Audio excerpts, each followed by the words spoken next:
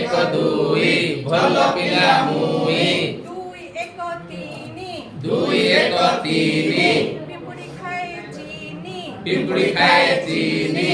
ତିନି ଏକ ଚାରି ତିନି ଏକ ଚାରି ମୁନା ଖାଏ ପୁରୀ।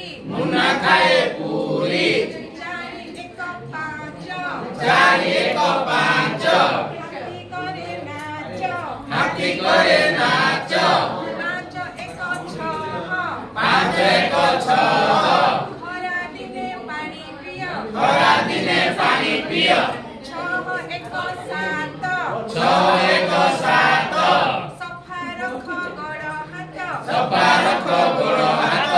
ସାତ ଏକ ଆଠ ସାତ ଏକ ଆଠ କାଠିଏ କାଟେ କାଠ।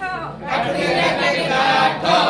ଆଠ ଏକ ନଅ ଆଠ ଏକ ନଅ ମିଠା ମିଠା କଥା କୁହ।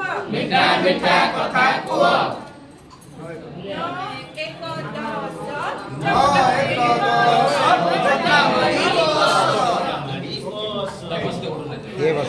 ଉଠେଇବ କାଇଁ ଲୋକ